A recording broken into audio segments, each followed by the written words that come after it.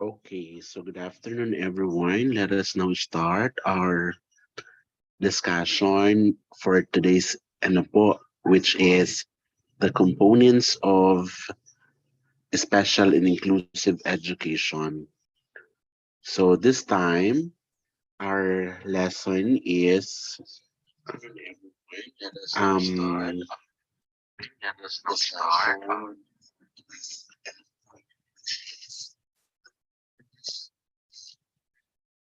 I will-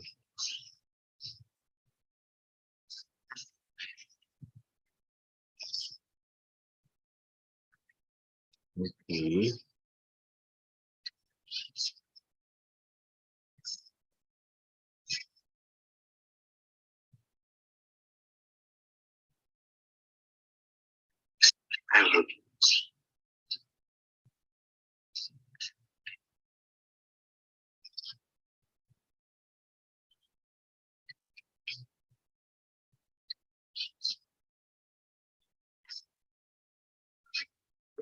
Okay. So this is the components. So we will enumerate the process involved in child find through the pre-referral process. We will also identify the assessment tools, methods, and principles in working with children with additional needs. And we will compare accommodations and curriculum modifications. We will identify also ways how to involve parents as part of the homeschool collaboration. So, ano yung part? What are the roles of the parents in the schooling program po? Yeah. Okay, so kindly comment your name if you are watching because that will be my attendance. And later on, we will give a short quiz. Okay, so what are the components of our discussion? Child find, assessment, placement, accommodations, and curriculum modification, and parent involvement. So these are very important components of the special and inclusive education. So yung child find natin is yung paghahanap ng estudyante. Then yung assessment is on how we will assess the child if he or she will be included in the special or inclusive education program. Sige. And placement, kung saan ba natin siya ilalagay. Then accommodations and curricular modifications. So since po flexible yung ating curriculum for the special and inclusive education, so there must be an accommodation or there must be modification. And we will talk about also the importance of the engagement or the involvement of the parents. Okay, so child find, this is locating where these children are through family mapping survey.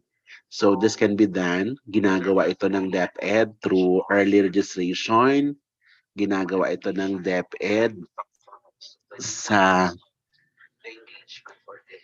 because advocacy campaign in order for us to know if saan ba yung mga estudyante na dapat ipasok sa special inclusive education. And through the help of networking, we network, we partner with the different agencies and the local health workers. So these children shall be visited by special education teachers, and parents should be convinced to enroll their children in SPED centers or school nearest their home. So nag-iikot ang ating mga teachers. So sometimes naman, ang Department of Education is conducting the early registration. Ano po? Para malaman na kung mayroon bang mag-i-enroll na mga estudyante sa ating SPED and inclusive education. Okay. So, child find through a pre-referral process. Papaano po ba ito? Yung a child noted to have significant difficulties in relation to expected competencies in development milestone may be referred by parents and teachers for observation assessment. So, kinakailangan antayin natin yung kinakailangan na antay natin na minsan ina-acknowledge din ng parents ang yung bukal sa kanilang kalooban na yung kanilang child ay kailangan din ipa-assess if to be accepted by the SPED or the inclusive education, special education. Then yung pre-referral strategies designed to provide immediate instructional behavior management support to a child. Okay. So, next is, ano ba yung anim na strategies na ginagawa natin? Initial concern regarding students' progress. So we need also to monitor, to check their progress. Then we will also gather information about the child. We will conduct interview, we will conduct survey in order for us to know basic information about the child. Then information sharing and team discussion. We share with other, ano po, especially with the parents, with your fellow teachers, diba? So kailangan din yun na malaman ng ating mga ano po, ng mga other information, the basic information about the child. Then discussion of possible strategies. So what we are going to do, so malalaman natin yan through sharing. Then implementation and monitoring of strategies. Kailangan din natin alam na uh, another is we must talk about the different strategies, and lastly is to evaluate and decision making. So kailangan po ba kailangan ng pagpapasya sa bawat ano po napapansin natin sa estudyante. So yun ang ating mga very important strategies that we can do. Ano po? Another one is what are the warning signs? So these are the warning signs. Falling grades, yan, mababa yung kanilang marka. Difficulty comprehending text, they have the difficulty to understand. Then lack of motivation, wala silang gana pumasok at mag-aral. Behavior problems, there are particular problems na pinuposes ng bata. The non-compliance with teacher request, hindi niya sinusunod kung ano yung pinapagawa ng kanyang teacher. Social emotional problems, okay, that they are able to to socialize with other children. And another one is significant illness or accident. So ito yung mga dapat nating i-consider. Then another is information gathering. Paano naman tayo ngayon magkalap ng information? We can gather information through instructional methods, strategies, and materials that have been previously tried or used. So we can also ask other teachers. We can also ask other instructional methods and strategies. Okay. So yun po.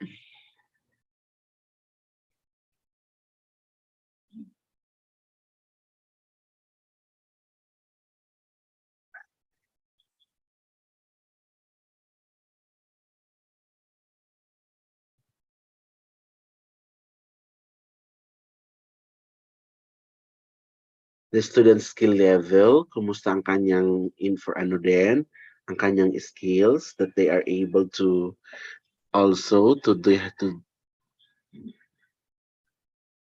show kanyang kakayahan. Students' background knowledge and experiences, we will also consider paano yung kanyang experience, kumusta siya sa loob ng klase previously, kung halimbawa dati na siyang naging estudyante, di ba? Another is school and home expectations for behavior and academic performance that we are able to consider kung kumusta siya sa bahay, sa kanilang school. We will talk about kanilang parents, diba? Yan. Then another is classroom behavior management techniques.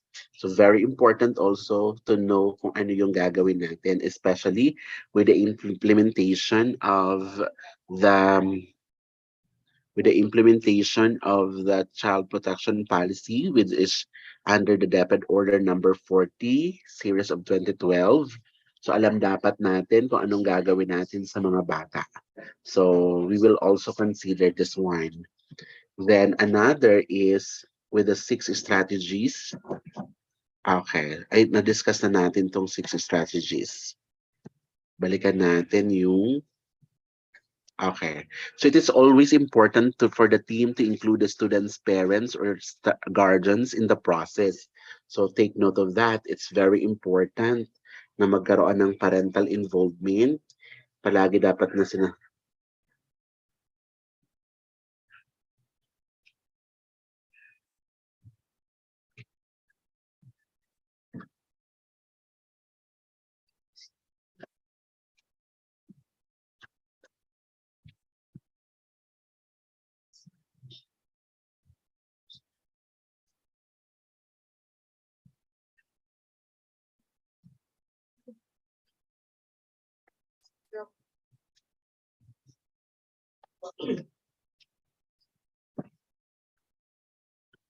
Okay, so through their consent is not required to hold these meetings. The team should encourage parents' participation and keep them informed and involved. So the observations and perspective of parents or guardians often offer valuable insights about the students and allow the team to gauge his or her progress across environment. So alam naman natin that most of the time the child is with the parents or at home. So they know more about their children.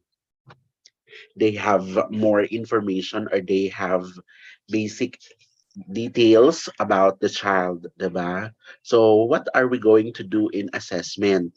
It involves collecting information about a student for the purpose of making decisions. So, ito yung pinaka-importante din. We will assess the child. It is the process used to determine a child's specific learning strengths and needs.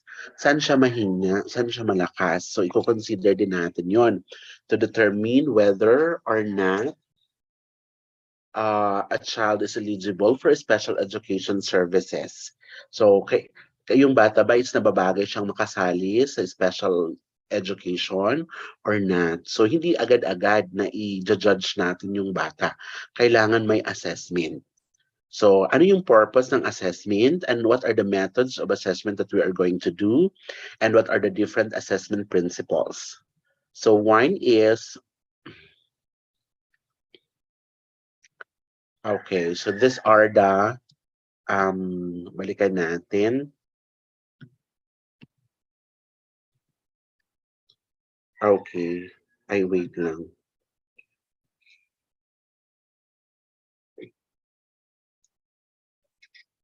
Okay. So these are the assessment purpose. Ano ba yung purposes ng assessment?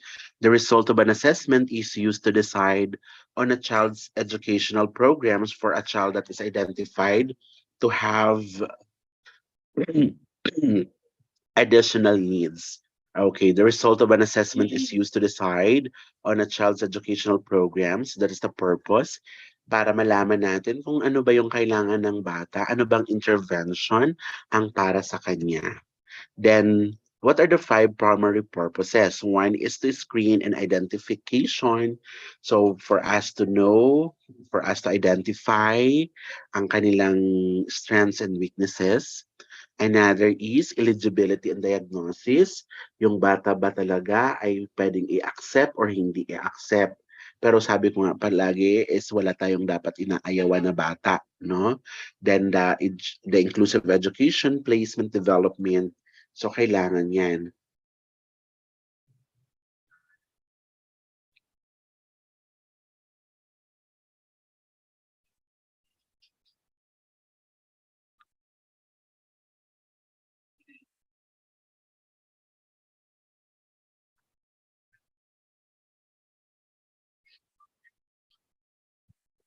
So another is instructional planning.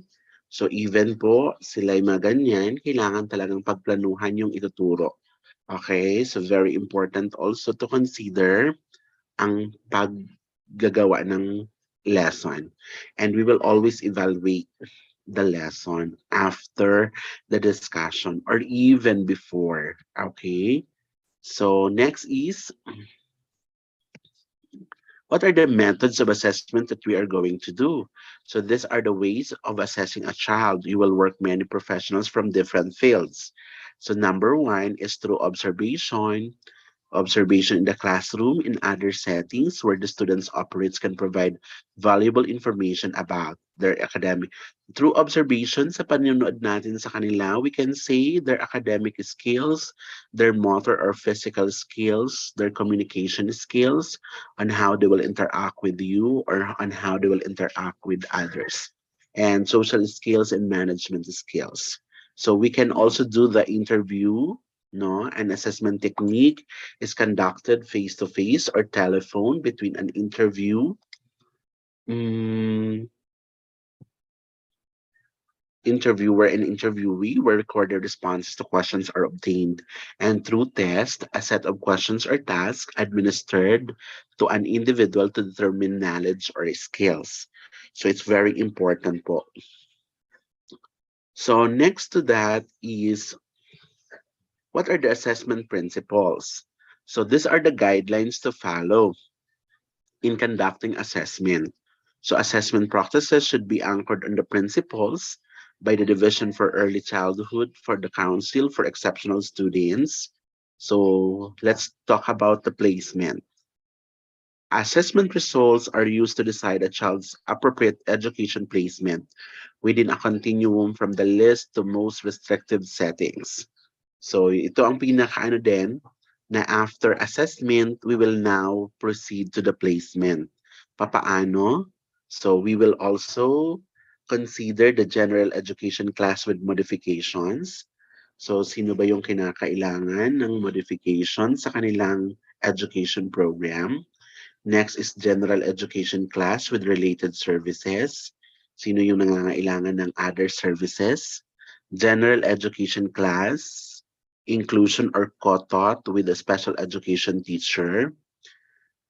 General education class with resource center instruction, dun siya sa resource center. Self-contained special education class in a general education. A special education class in a special education. And the residential facility or home or hospital program. Okay, so diyan pwede silang dalhin sa iba't ibang level. We will identify also. So how we can conduct the accommodation and curricular modification. Students with disabilities and additional needs who are studying in an inclusive general education classroom may need accommodation in the form of instructional support and other supplementary services. Others who need more intensive support are provided with curricular modifications. So ang mga bata, ang ating mga estudyante ay kinakailangan ng general education classroom where they can be accommodated, and we will give them the intensive support for the curricular modifications or changes. Okay? So another is in accommodation. This we can have the presentation accommodation, response accommodation, setting accommodation, or scheduling accommodation. These are the support provided to students to help gain full access to class content and instruction without altering the curriculum standards and competencies expected to demonstrate accurately what they know. So yan ang importante. So the presentation of accommodation, ano ba yung kailangan ng bata? Ano ba yung, for example, kapag may ano siya, learner with special needs, is learner with difficulty in seeing, kailangan nating bawasan ang visual distraction. Kailangan natin ng large print materials. We can use also the sign language, so tuturuan. Kaya nga po yun, ang gusto namin is kailangan tayo yung matuto sa basic Filipino sign language. Kapag ang bata naman ay may difficulty in hearing, we can read aloud by peer, audiobooks, digital text that reads. Pag may problema sa kanilang pakikinig, so we can have the advanced organizer, explicit verbal or visual cues, and note-taking support. So how about the response accommodation? In response accommodation is kapag ang bata ay may problema sa pagsusulat, ang kailangan natin ay kahawakan ang kanilang kamay. We can also have the different types and sizes of paper. We can also give the sight words, the cue cards, calculator, concrete models, and manipulatives.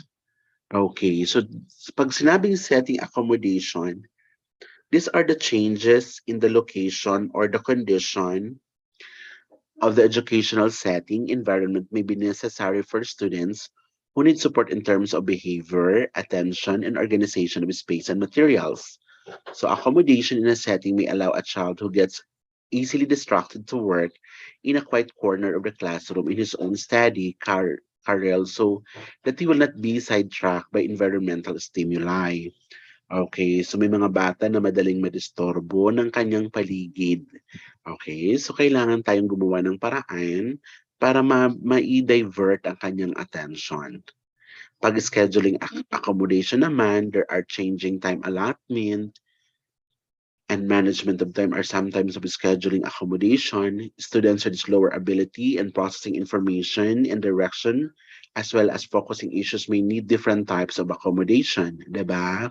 Kapag mahihina magsulat, mahihirapan makinig or marinig ang sinasabi, so kailangan natin ng adjustment sa kanilang oras, especially in their performance. So how can we do the modification?